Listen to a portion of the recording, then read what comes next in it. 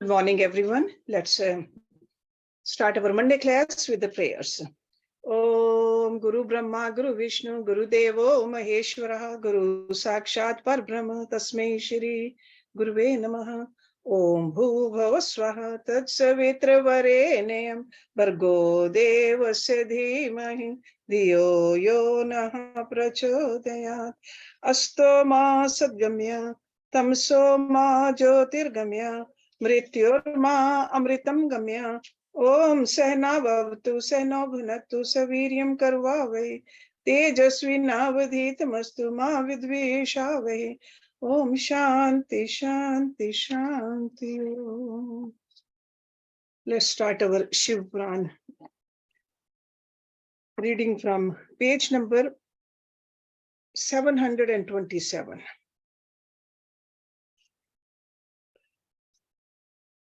Because we just did not finish that chapter last week. It's a long chapter.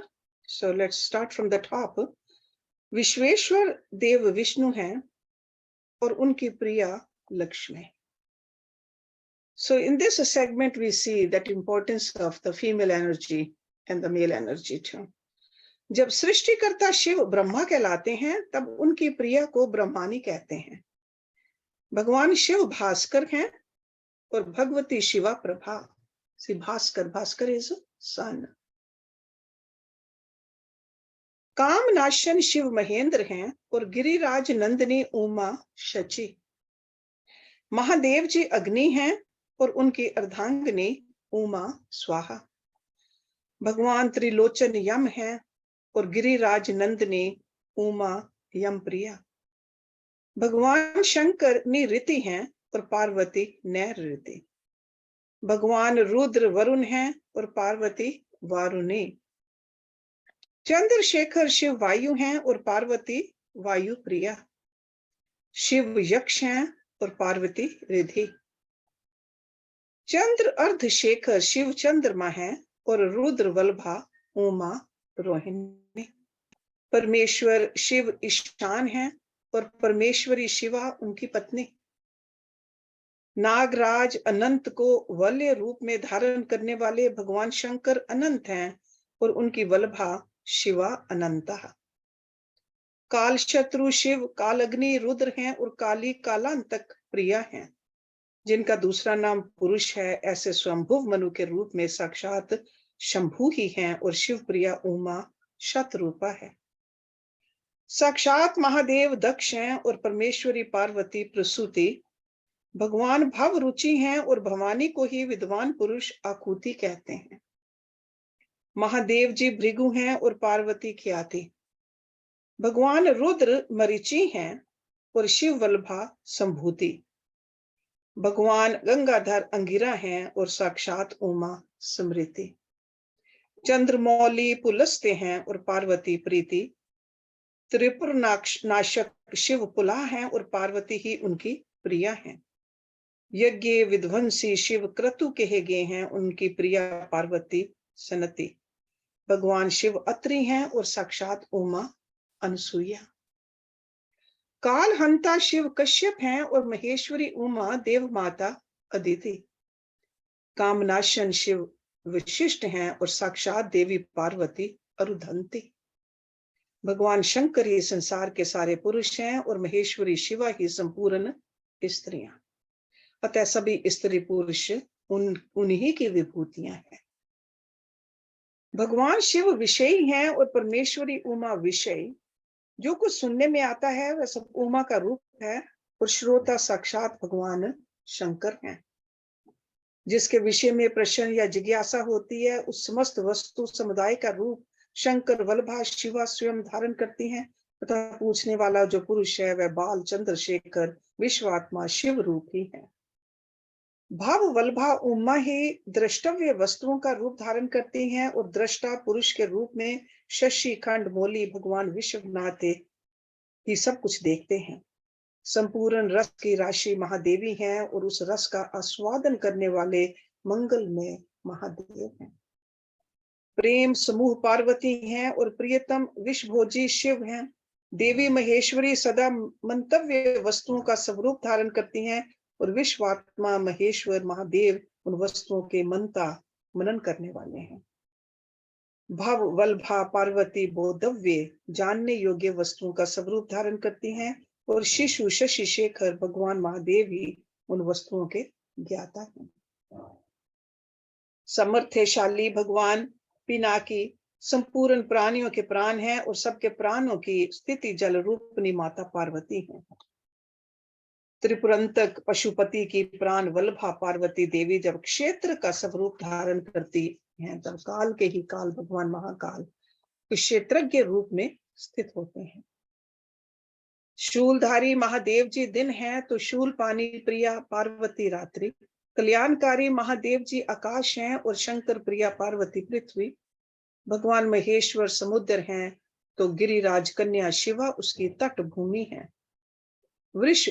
वृषभ ध्वज महादेव वृक्ष हैं, तो विश्वेश्वर प्रिया उमा उस पर फैलने वाली लता है। भगवान त्रिपुरनाशक महादेव संपूर्ण पुल्लिंग रूप को स्वयं धारण करते हैं, और महादेव मनोरमा देवी शिवा सारी स्त्रीलिंग रूप धारण करती हैं। शिव वल्लभा शिवा समस्त शब्द जाल का रूप धारण करती हैं, और बालेंदु शेखर शिव संपूर्ण अर्थ का। जिस पदार्थ की जो जो शक्ति कही गई है, वह शक्ति तो विश्वेश्वरी देवी शिवा है, और वह सारा पदार्थ साक्षात महेश्वर है। जो सबसे परे है, जो पवित्र है, जो पुण्य में है, तथा जो मंगल रूप है, उस वस्तु को महाभाग महात्माओं ने उन्हीं दोनों शिव पार्वती के तेज से विस्तार को प्राप्त हुई बताया है। जैसे जलते हुए दीपक की शिखा समूचे घर को प्रकाशित करती है, उसी प्रकार शिव पार्वती का ही ये तेज व्याप्त होकर संपूर्ण जगत को प्रकाश दे रहा है। ये दोनों शिवा और शिव सर्व रूप हैं, सबका कल्याण करने वाले हैं। अतः सदा ही इन दोनों का पूजन, नमन एवं चिंतन करना चाहिए। श्री कृष्ण, आज मैंने तुम्हारे समक्ष अपनी बुद्धि के अनुसार परमेश्वर शिवा और शिव के यथार्थ स्वरूप का वर्णन किया है, परंतु पूर्वक नहीं, अर्थात इस वर्णन से ये नहीं मान लेना चाहिए कि इन दोनों के यथार्थ रूप का पूर्णतया वर्णन हो गया, क्योंकि इनके स्वरूप की सीमा नहीं है, जो समस्त महापुरुषों के भी मन की सीमा से परे है।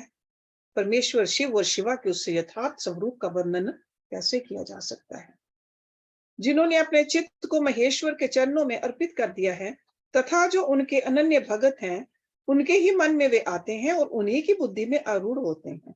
दूसरों की बुद्धि में वे आरूढ़ नहीं होते। यहाँ मैंने जिस विभूति का वर्णन किया है वह प्राकृत है, इसलिए अपरा मानी गई है। इससे भिन्न जो अप्राकृत एवं परा विभूति है वह गूह्य है। उनके गूह्य रहस्य को जानने वाले पुरुष उन्हें जानते हैं। परमेश्वर की ये अप्राकृत परा विभूति वह है जहां से मन और इंद्रियों से हितवानी लौट आती है। परमेश्वर की वही विभूति यहाँ परम धाम है, वही यहाँ परम गति है, और वही यहाँ पराकाष्ठा है। जो अपने श्वास और इंद्रियों पर विजय पा चुके हैं, वे योगी जन ही उसे पाने का प्रयत्न करते हैं। शिवा और शिव की ये विभूति संसार रूपी विस्तर सर्प के डसने से मृत्यु के अधीन हुए मानवों के लिए संजीवनी औषधि है। इसे जानने वाला पुरुष किसी से भी भयभीत नहीं होता। जो इस परा और अपरा विभूति को ठीक ठीक जान लेता है, वह अपरा विभूति को लांघकर परा विभूति का अनुभव करने लगता है। श्री कृष्ण, ये तुमसे परमात्मा शिव और पार्वती के यथार्थ स्वरूप का गोपनीय होने पर भी वर्णन किया गया है, क्योंकि तुम भगवान शिव की भक्ति के योग्य हो।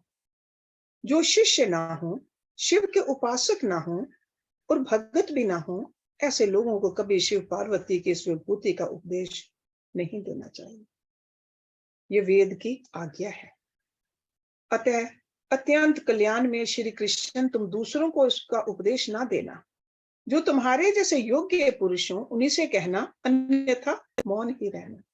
जो भीतर से पवित्र शिव का भगत और विश्वासी हो, वह यदि इसका कीर्तन करे तो मनोवांछित फल का भागी होता है। यदि पहले के प्रबल प्रतिबंधक कर्मों द्वारा प्रथम बार फल की प्राप्ति में बाधा पड़ जाए तो भी बारंबार साधन का अभ्यास करना चाहिए। ऐसा करने वाले पुरुष के लिए यहाँ कुछ भी दुर्लभ नहीं है। नेक्स्ट चैप्टर, परमेश्वर शिव के यथार्थ स्वरूप का विवेचन तथा उनकी शरण में जाने से जीव के कल्याण का कथन। उपमन्यु कहते हैं, यदुनंदन, ये चराचर जगत देवादिदेव महादेव जी का स्वरूप है, परंतु पशु जीव भारी पाश से बंधे होने के कारण जगत को इस रूप में नहीं जानते। महर्षि गान उन परमेश्वर शिव के निर्विकल्प परम भाव को न जानने के कारण उन एक का ही अनेक रूपों में वर्णन करते हैं। कोई उस परम तत्व को अपर ब्रह्म रूप कहते हैं, कोई पर ब्रह्म रूप बताते हैं, और कोई आदि अंत से रहित उत्कृष्ट महादेव स्वरूप कहते हैं। पंच महाभूत, इंद्रिय, अंतःकरण तथा प्राकृत विषय रूप जड़ तत्व को अपर ब्रह्म कहा गया है। इससे भिन्न समष्टि चैतन्य का नाम पर ब्रह्म है। बृहत और व्यापक होने के कारण उसे ब्रह्म कहते हैं। प्रभु, वेदों एवं ब्रह्मा जी के अधिपति पर ब्रह्म परमात्मा शिव के वे पर और अपर दो रूप हैं। कुछ लोग महेश्वर शिव को विद्या अविद्या स्वरूपी कहते हैं। इनमें विद्या चेतना है और अविद्या अचेतना। ये विद्या अविद्या रूप विश्व जगत गुरु भगवान शिव का रूप ही है, इसमें संदेह नहीं है, क्योंकि विश्व उनके वश में है। भ्रांति, विद्या तथा पराविद्या या परम तत्व ये शिव के तीन उत्कृष्ट रूप माने गए हैं। पदार्थों के विषय में जो अनेक प्रकार की असत्य धारणाएं हैं उन्हें भ्रांति कहते हैं। यथार्थ धारणा या ज्ञान का नाम विद्या है, तथा जो विकल्प रहित परम ज्ञान है उसे परम तत्व कहते हैं। परम तत्व ही सत्य है, इससे विपरीत असत्य कहा गया है। सत्य और असत्य दोनों का पति होने के कारण शिव सतपति कहलाते हैं, सप्तपति कहलाते हैं। अन्य महर्षियों ने क्षर अक्षर और उन दोनों से परे परम तत्व का प्रतिपादन किया है। संपूर्ण भूत क्षर है और जीवात्मा अक्षर कहलाता है। वे दोनों परमेश्वर के रूप हैं, क्योंकि उन्हीं के अधीन हैं। शांत स्वरूप शिव उन दोनों से परे हैं, इसलिए क्षर अक्षर पर कहे गए हैं। कुछ महर्षि परम कारण रूप शिव को समष्टि व्यष्टि स्वरूप तथा समष्टि और व्यष्टि का कारण कहते हैं। अव्यक्त को समष्टि कहते हैं और व्यक्त को व्यष्टि। वे दोनों परमेश्वर शिव के रूप हैं, क्योंकि उन्हीं की इच्छा से प्रवृत्त होते हैं। उन दोनों के कारण रूप से स्थित भगवान शिव परम कारण है। अतः कारण अर्थवेता ज्ञानी पुरुष उन्हें समष्टि व्यष्टि का कारण बताते हैं। कुछ लोग परमेश्वर को जाति व्यक्ति स्वरूप कहते हैं, जिसका शरीर में भी अनुवर्तन हो वह जाति कही गई है। शरीर की जाति के आश्रित रहने वाली जो व्यावृत्ति है, जिसके द्वारा जाति भावना का आच्छादन और व्यक्ति भावना का प्रकाशन होता है, उसका नाम व्यक्ति है। जाति और व्यक्ति दोनों ही भगवान शिव की आज्ञा से परिपालित हैं, अतः उन महादेव जी को जाति व्यक्ति स्वरूप कहा गया है। कोई कोई शिव को प्रधान पुरुष, व्यक्त और काल रूप कहते हैं। प्रकृति का ही नाम प्रधान है। जीवात्मा को ही क्षेत्रज्ञ कहते हैं। 23 तत्वों को मनीषी पुरुषों ने व्यक्त कहा है, और जो कार्य प्रपंच के परिणाम का एकमात्र कारण है उसका नाम काल है। भगवान शिव इन सब के ईश्वर, पालक, धारणकर्ता, प्रवर्तक, निवर्तक तथा आविर्भाव और तिरोभाव के एकमात्र हेतु हैं। वे स्वयं प्रकाश एवं अजन्मा हैं, इसलिए उन महेश्वर को प्रधान पुरुष, व्यक्त और काल रूप कहा गया है। कारण, नेता, अधिपति और धाता बताया गया है। कुछ लोग महेश्वर को विराट और हिरण्यगर्भ रूप बताते हैं, जो संपूर्ण लोगों की सृष्टि के हेतु हैं। उनका नाम हिरण्यगर्भ है और विश्व रूप को विराट कहते हैं। ज्ञानी पुरुष भगवान शिव को अंतर्यामी और परम पुरुष कहते हैं। दूसरे लोग उन्होंने प्राज्ञ, तेजस और विश्व रूप बताते हैं। कोई उन्हें तुरीय रूप मानते हैं और कोई सौम्य रूप। कितने ही विद्वानों का कथन है कि वे ही माता, मान, में और मिति रूप हैं। अन्य लोग कर्ता, क्रिया, कार्य, कारण और कारण रूप कहते हैं। दूसरे ज्ञानी उन्हें जागृत, स्वप्न और सुषुप्ति रूप बताते हैं। कोई भगवान शिव को तुरीय रूप कहते हैं तो कोई तुरीय अतीत। कोई निर्गुण बताते हैं, कोई सगुण, कोई संसारी कहते हैं, कोई असंसारी। कोई स्वतंत्र मानते हैं, कोई अस्वतंत्र। कोई उन्हें घोर समझते हैं, कोई सौम्य। कोई रागवान कहते हैं, कोई वीतराग। कोई निष्क्रिय बताते हैं, कोई सक्रिय। किन्हीं के कथन अनुसार वे निरिंद्रिय हैं तो किन्हीं के मत में से इंद्रिय। एक उन्हें ध्रुव कहता है तो दूसरा अध्रुव। कोई उन्हें साकार बताते हैं तो कोई निराकार। किन्हीं के मत में वे अदृश्य हैं तो किन्हीं के मत में दृश्य। कोई उन्हें वर्णनीय मानते हैं तो कोई अनिर्वचनीय। किन्हीं के मत में वे शब्द रूप हैं तो किन्हीं के मत में शब्दातीत। कोई उन्हें चिंतन का विषय मानते हैं तो कोई अचिंत्य समझते हैं। दूसरे लोगों का कहना है कि वे ज्ञान स्वरूप हैं। कोई उन्हें विज्ञान की संज्ञा देते हैं। किन्हीं के मत में वे ज्ञेय हैं और किन्हीं के मत में अज्ञेय। कोई उन्हें पर बताता है तो कोई अपर। इस तरह उनके विषय में नाना प्रकार की कल्पनाएं होती हैं। इस नाना प्रतीतियों के कारण मुनि जान उन परमेश्वर के यथार्थ स्वरूप का निश्चय नहीं कर पाते। जो सर्व भाव से उन परमेश्वर की शरण में आ गए हैं, वे ही उन परम कारण शिव को बिना यत्न के ही जान पाते हैं। जब तक जीव, जिनका दूसरा कोई ईश्वर नहीं है, उन सर्वेश्वर, सर्वज्ञ, पुराण पुरुष तथा तीनों लोकों के शासक शिव को नहीं देखता, तब तक वह पाशों से बद्ध हो इस दुख में संसार चक्र में गाड़ी के पहिए की नेमी के समान घूमता रहता है। जब ये दृष्टा, जीवात्मा, सबके शासक, ब्रह्मा के भी आदि कारण, संपूर्ण जगत के रचयिता, सुवर्ण उपम, दिव्य प्रकाश स्वरूप परम पुरुष का साक्षात्कार कर लेता है, तब पुण्य और पाप दोनों को भली भांति हटाकर निर्मल हुआ वैज्ञानिक महात्मा सर्वोत्तम समता को प्राप्त कर लेता है। शिव के शुद्ध, बुद्ध, मुक्त, सर्व में सर्वव्यापक एवं सर्वातीत स्वरूप का तथा उनकी प्रणव स्वरूपता का प्रतिपादन। उपमन्यु कहते हैं, यदुनंदन, शिव को ना तो आनव मल का ही बंधन प्राप्त होता है, ना कर्म का और ना माया का ही। Arnav word is used for either for the sun or for ocean. Arnav. प्राकृत बोध, अहंकार, मन, चित्त, इंद्रिय, तन मात्रा और पंचभूत संबंधी भी कोई बंधन उन्हें नहीं छू सका है। अमित तेजस्वी शंभु को न काल, न कला, न विद्या, न नियति, न राग और न द्वेष रूपी बंधन प्राप्त है। उनमें ना तो कर्म है, ना उन कर्मों का परिपाक है, ना उनके फल स्वरूप सुख और दुख हैं, ना उनका वासनाओं से संबंध है, न कर्मों के संस्कारों से। So this is what Rishi Patanjali said, who Ishwar is.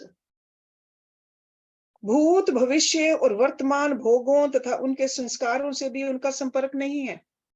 ना उनका कोई कारण है, ना कर्ता, ना आदि है, ना अंत और ना मध्य है, ना कर्म और करण है, ना अकर्तव्य है और ना कर्तव्य ही है। उनका ना कोई बंधु है और ना अबंधु, ना नियंता है, ना प्रेरक, ना पति है, ना गुरु है और ना त्राता ही है। उनसे अधिक की चर्चा कौन करे, उनके समान भी कोई नहीं है। उनका ना जन्म होता है, ना मरण। उनके लिए कोई वस्तु ना तो वांछित है और ना अवांछित ही। उनके लिए ना विधि है, ना निषेध, ना बंधन है, ना मुक्ति। जो जो अकल्याणकारी दोष हैं, वे उनमें कभी नहीं रहते, परंतु संपूर्ण कल्याणकारी गुण उनमें सदा ही रहते हैं, क्योंकि शिव साक्षात परमात्मा है। वे शिव अपनी शक्तियों द्वारा इस संपूर्ण जगत में व्याप्त होकर अपने स्वभाव से च्युत न होते हुए सदा ही स्थित रहते हैं, इसलिए उन्हें सथानु कहते हैं। ये संपूर्ण चराचर जगत शिव से अधिष्ठित है, अतः भगवान शिव सर्वरूप माने गए हैं। जो ऐसा जानता है वह कभी मोह में नहीं पड़ता।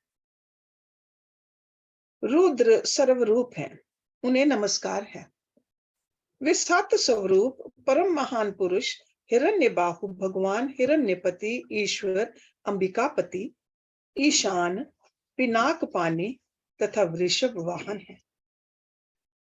एकमात्र रुद्र ही पर ब्रह्म परमात्मा है। वे ही कृष्ण पिंगल वर्ण वाले पुरुष हैं। वे हृदय के भीतर कमल के मध्य भाग में केश के अग्रभाग की भांति सूक्ष्म रूप से चिंतन करने योग्य हैं। उनके केश सुनहरे रंग के हैं, नेत्र कमल के समान सुंदर हैं, अंग कांति अरुण और ताम्र वर्ण की है। वे स्वर्ण में नीलकंठ देव सदा विचरते रहते हैं।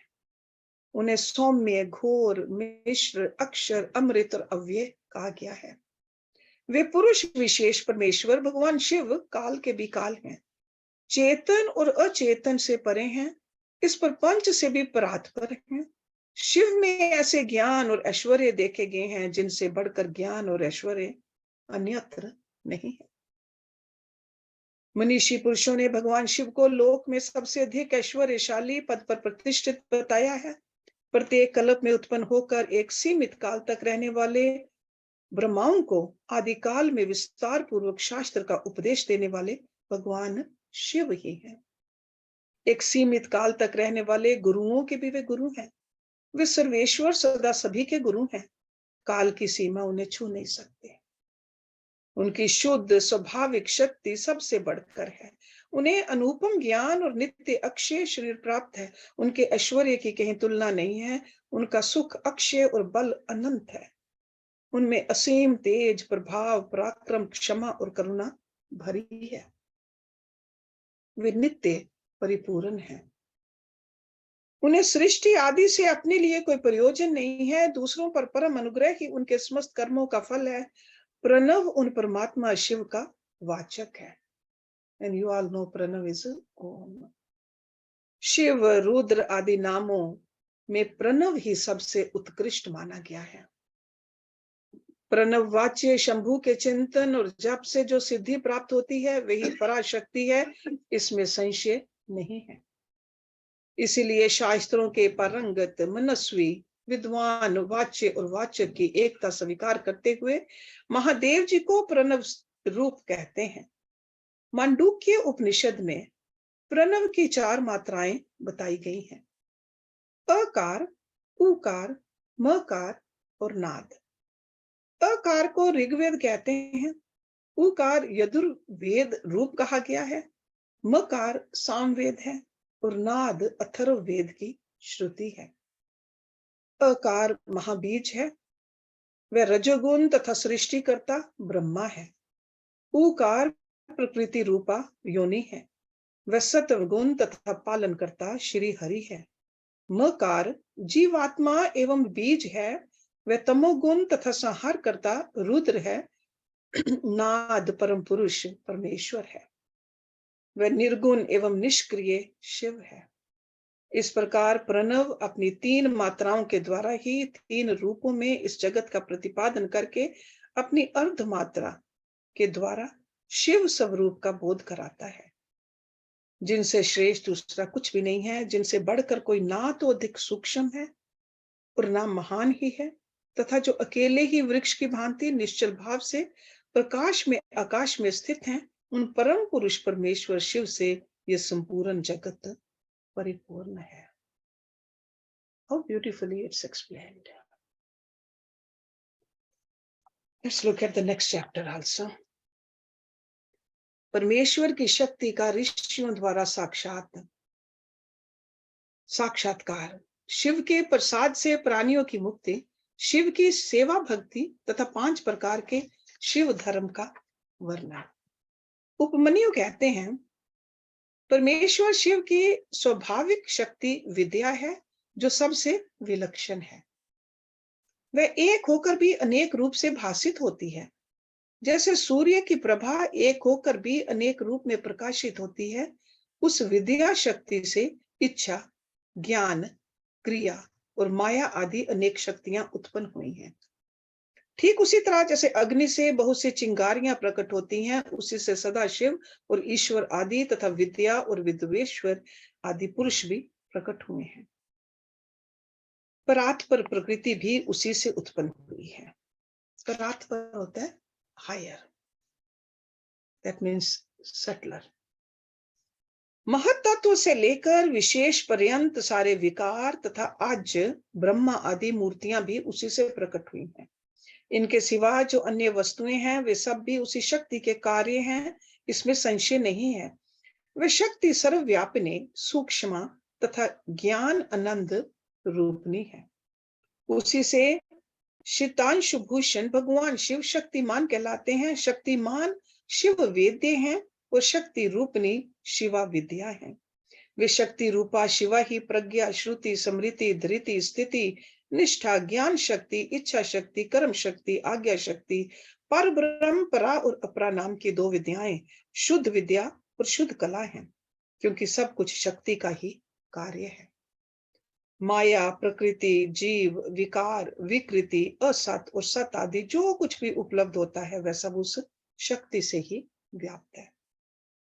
वे शक्ति रूपनी शिवा देवी माया द्वारा समस्त चराचर ब्रह्मांड को अनायास ही मोह में डाल देती और लीला पूर्वक उसे मोह के बंधन से मुक्त भी कर देती है। इस शक्ति के 27 प्रकार हैं।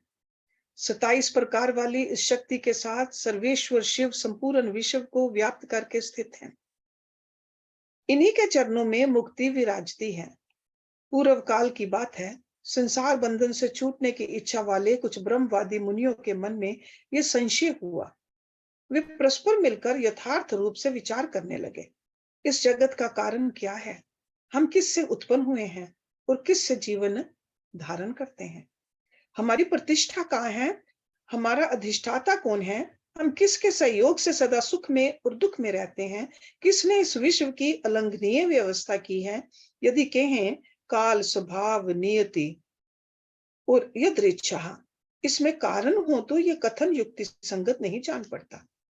पांचों महाभूत तथा जीवात्मा भी कारण नहीं है। इन सब का संयोग तथा अन्य कोई भी कारण नहीं है, क्योंकि ये काल आदि अचेतन है। जीवात्मा के चेतन होने पर भी वह सुख दुख से अभिभूत तथा असमर्थ होने से इस जगत का कारण नहीं हो सकता। अतः कौन कारण है, इसका विचार करना चाहिए। इस प्रकार आपस में विचार करने पर जब वे युक्तियों द्वारा किसी निर्णय तक ना पहुंच सके, तब उन्होंने ध्यान योग में स्थित होकर परमेश्वर की स्वरूप होता अचिंत्य शक्ति का साक्षात्कार किया, जो अपने ही गुणों से सत्व, रज और तम से ढकी है तथा उन तीनों गुणों से परे है। परमेश्वर की वह साक्षात शक्ति समस्त पाशों का विच्छेद करने वाली है। उनके द्वारा बंधन काट दिए जाने पर जीव अपनी दिव्य दृष्टि से उन सर्व कारण शक्तिमान महादेव जी का दर्शन करने लगते हैं, जो काल से लेकर जीवात्मा तक पूर्वोक्त समस्त कारणों पर तथा संपूर्ण विश्व पर अपनी शक्ति के द्वारा ही शासन करते हैं। वे परमात्मा अप्रमेय है। तदंतर परमेश्वर के प्रसाद योग, परम योग तथा सुदृढ़ भक्ति योग के द्वारा उन मुनियों ने दिव्य गति प्राप्त कर ली। श्री कृष्ण जो अपने हृदय में शक्ति सहित भगवान शिव का दर्शन करते हैं, उन्हीं को सनातन शांति प्राप्त होती है, दूसरों को नहीं। ये श्रुति का कथन है। शक्तिमान का शक्ति से कभी वियोग नहीं होता। अतः शक्ति और शक्तिमान दोनों के तादम्य से परमानंद की प्राप्ति होती है। मुक्ति की प्राप्ति में निश्चय ही ज्ञान और कर्म का कोई क्रम विवक्षित नहीं है। जब शिव और शक्ति की कृपा हो जाती है, तब वह मुक्ति हाथ में आ जाती है। देवता, दानव, पशु, पक्षी तथा कीड़े मकोड़े भी उनकी कृपा से मुक्त हो जाते हैं। गर्भ का बच्चा, जन्मता हुआ बालक, शिशु, तरुण, वृद्ध, मुमूर्षु, स्वर्गवासी, नारकी, पतित, धर्मात्मा, पंडित अथवा मूर्ख, सांब शिव की कृपा होने पर तत्काल मुक्त हो जाते हैं, इसमें संशय नहीं है। परमेश्वर अपने स्वाभाविक करुणा से अयोग्य भक्तों के भी विविध मलों को दूर करके उन पर कृपा करते हैं, इसमें संदेह नहीं है।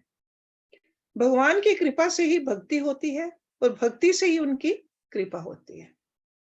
अवस्था भेद का विचार करके विद्वान पुरुष इस विषय में मोहित नहीं होता है।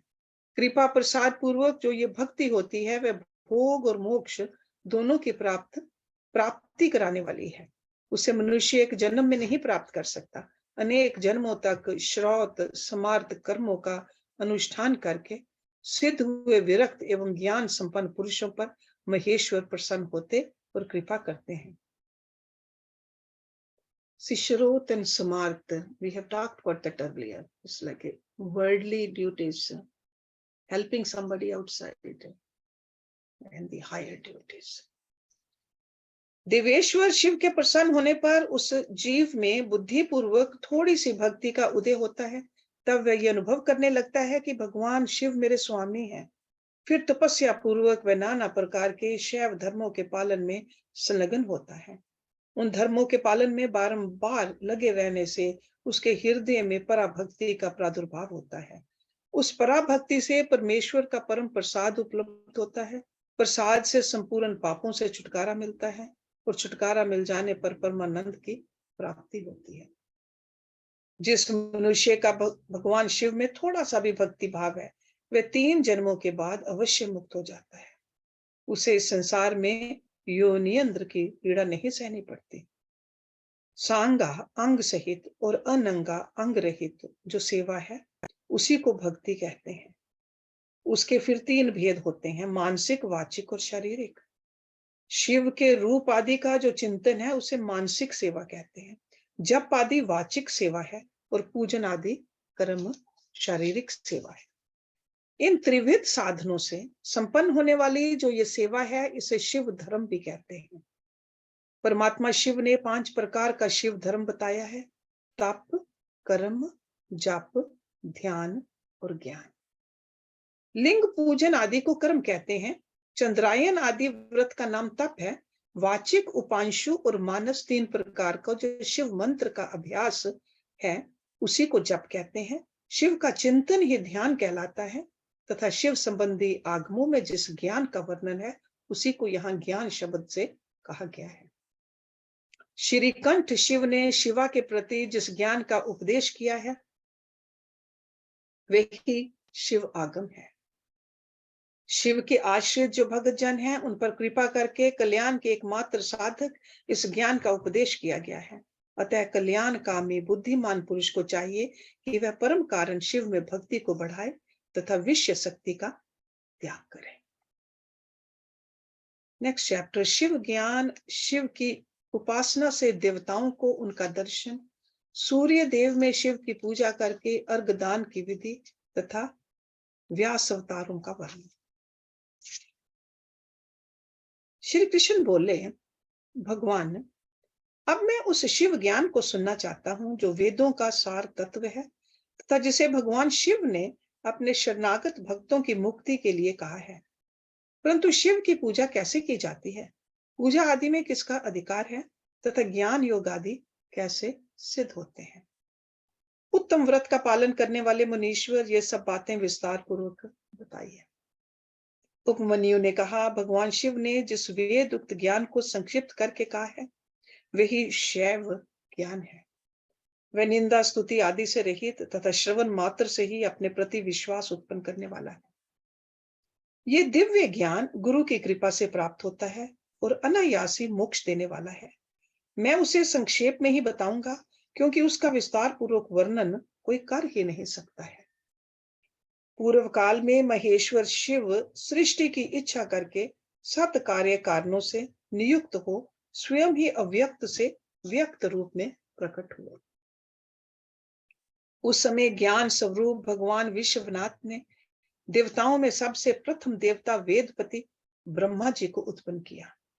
ब्रह्मा ने उत्पन्न होकर अपने पिता महादेव को देखा तथा ब्रह्मा जी के जनक महादेव जी ने भी उत्पन्न हुए ब्रह्मा की ओर स्नेह पूर्ण दृष्टि से देखा और उन्हें सृष्टि रचने की आज्ञा दी। रुद्रदेव की कृपा दृष्टि से देखे जाने पर सृष्टि के समर्थ से युक्त हो उन ब्रह्मदेव ने समस्त संसार की रचना की और पृथक पृथक वर्णों तथा आश्रमों की व्यवस्था की। उन्होंने यज्ञ के लिए सोम की सृष्टि की। सोम से द्युलोक का प्रादुर्भाव हुआ।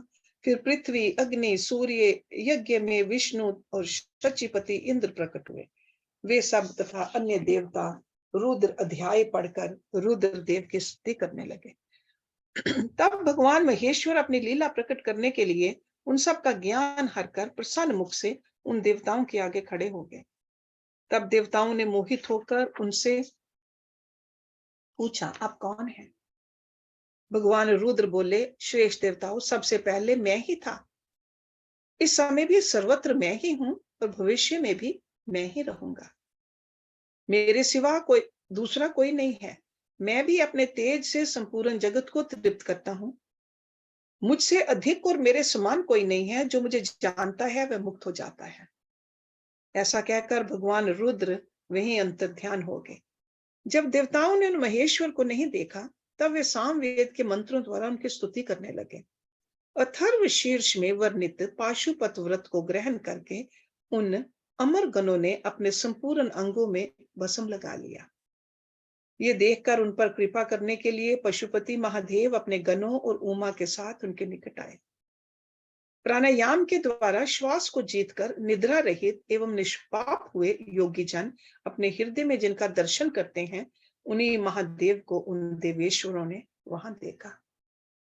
जिन्हें ईश्वर की इच्छा का अनुसरण करने वाली पराशक्ति कहते हैं, उन वाम लोचना भवानी को भी उन्होंने वाम देव महेश्वर के वाम भाग में विराजमान देखा। जो संसार को त्याग कर शिव के परम पद को प्राप्त हो चुके हैं तथा जो नित्य सिद्ध हैं, उन गणेश्वरों का भी देवताओं ने दर्शन किया। तत्पश्चात देवता महेश्वर संबंधी वैदिक और पौराणिक दिव्य स्तोत्रों द्वारा देवी सहित महेश्वर की स्तुति करने लगे। तब वृषभ ध्वज महादेव जी भी उन देवताओं की ओर कृपा पूर्वक देखकर अत्यंत प्रसन्न हो स्वभावता मधुर वाणी में बोले, मैं तुम लोगों पर बहुत संतुष्ट हूं। उन प्रार्थनीय एवं पूज्यतम भगवान वृषभ ध्वज को अत्यंत प्रसन्नचित जान देवताओं ने प्रणाम करके आदर पूर्वक उनसे पूछा। देवता बोले, भगवान, इस भूतल पर किस मार्ग से आपकी पूजा होनी चाहिए और उस पूजा में किसका अधिकार है, ये ठीक ठीक बताने की कृपा करें। तब देवेश्वर शिव ने देवी की ओर मुस्कुराते हुए देखा और अपने परम घोर सूर्य में स्वरूप को दिखाया। उनका वह स्वरूप संपूर्ण ऐश्वर्य गुणों से संपन्न, सर्व तेजों में सर्व उत्कृष्ट तथा शक्तियों, मूर्तियों, अंगों, ग्रहों और देवताओं से घिरा हुआ था। उसके 8 भुजाएं और 4 मुख थे। उसका आधा भाग नारी के रूप में था। उस अद्भुत आकृति वाले आश्चर्यजनक स्वरूप को देखते ही सब देवता ये जान गए कि सूर्य देव, पार्वती देवी, चंद्रमा, आकाश, वायु, तेज, जल, पृथ्वी तथा शेष पदार्थ भी शिव के ही स्वरूप हैं। संपूर्ण चराचर जगत शिव में ही है। परस्पर ऐसा कहकर उन्होंने भगवान सूर्य को अर्घ दिया और नमस्कार किया। अर्घ देते समय वे इस प्रकार बोले, जिनका वर्ण सिंदूर के समान है और मंडल सुंदर है, जो सुवर्ण के समान कांतिमान आभूषणों से विभूषित हैं, जिनके नेत्र कमल के समान हैं, जिनके हाथ में भी कमल हैं, जो ब्रह्मा, इंद्र और नारायण के भी कारण हैं, उन भगवान को नमस्कार है। यूं कह उत्तम रत्नों से पूर्ण सुवर्ण, कुमकुम, कुश और पुष्प से युक्त जल सोने के पात्र में लेकर उन देवेश्वर को अर्घ दे और कहे, भगवान, आप प्रसन्न हो। आप सबके आदि कारण हैं। आप ही रुद्र, विष्णु, ब्रह्मा और सूर्य रूप हैं। गणों सहित आप शांत शिव को नमस्कार है। जो एकाग्र चित्त हो सूर्य मंडल में शिव का पूजन करके प्रातः काल, मध्यान्ह काल और सायंकाल में उनके लिए उत्तम अर्घ देता है, प्रणाम करता है और इन श्रवण सुखद श्लोकों को पढ़ता है, उसके लिए कुछ भी दुर्लभ नहीं है। यदि वह भगत है तो अवश्य ही मुक्त हो जाता है। इसलिए प्रतिदिन शिव रूपी सूर्य का पूजन करना चाहिए। धर्म, अर्थ, काम और मोक्ष के लिए मन, वाणी और क्रिया द्वारा उनकी आराधना करनी चाहिए। तत्पश्चात मंडल में विराजमान महेश्वर देवताओं की ओर देखकर और उन्हें संपूर्ण शास्त्रों में श्रेष्ठ शिव शास्त्र देकर वहीं अंतर्ध्यान हो गए। उस शास्त्र में शिव पूजा का अधिकार ब्राह्मण, क्षत्रिय और वैश्यों को दिया गया है। ये जानकर देवेश्वर शिव को प्रणाम करके देवता जैसे आए थे वैसे चले गए। तदंतर दीर्घ काल के पश्चात जब वह शास्त्र लुप्त हो गया, तब भगवान शंकर के अंक में बैठी हुई महेश्वरी शिवा ने पति देव से उसके विषय में पूछा। तब देवी से प्रेरित हो चंद्रभूषण महादेव ने वेदों का सार निकालकर संपूर्ण आगमों में श्रेष्ठ शास्त्र का उपदेश किया।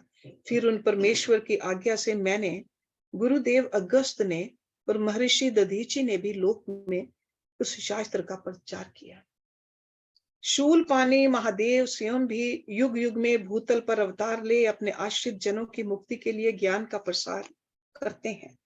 ऋभु, सत्य, भार्गव, अंगिरा, सविता, मृत्यु, इंद्र, मुनिवर वशिष्ठ, सारस्वत, त्रिधामा, मुनिश्रेष्ठ, त्रिवृत, शात तेजा, साक्षात धर्म स्वरूप नारायण, स्वरक्ष, बुद्धिमान अरुणि, कृतंजय, भरद्वाज, श्रेष्ठ विद्वान गौतम, वाचः श्रवा मुनि, पवित्र सूक्ष्मायनी, त्रिनाविंदु मुनि, कृष्ण, शक्ति, शाक्तेय, पराशर, उत्तर जातु करने और साक्षात नारायण स्वरूप कृष्ण द्वैपायन मुनि, ये सब व्यास अवतार हैं। अब क्रमशः कल्प योगेश्वरों का वर्णन सुनो। लिंग पुराण में द्वापर के अंत में होने वाले उत्तम व्रतधारी व्यास अवतार तथा योग्य आचार्य अवतारों का वर्णन है। भगवान शिव के शिष्यों में भी जो प्रसिद्ध हैं उनका वर्णन है। उन अवतारों में भगवान के मुख्य रूप से 4 महातेजस्वी शिष्य होते हैं। फिर उनके सैकड़ों हजारों शिष्य प्रशिष्य हो जाते हैं। लोक में उनके उपदेश के अनुसार भगवान शिव की आज्ञा पालन करने आदि के द्वारा भक्ति से अत्यंत भावित हो भाग्यवान पुरुष मुक्त हो जाते हैं। The next chapter will start next week, which says Shiv के अवतार, योगाचार्यों तथा उनके शिष्यों की नामावली। So let's stop it here. ओम पूर्णमदा पूर्णमिदं पूर्णात् पूर्णमुदच्यते पूर्णस्य पूर्णमदाय पूर्णमेवावशिष्यते। ओम शांति शांति शांति। Thank you very much.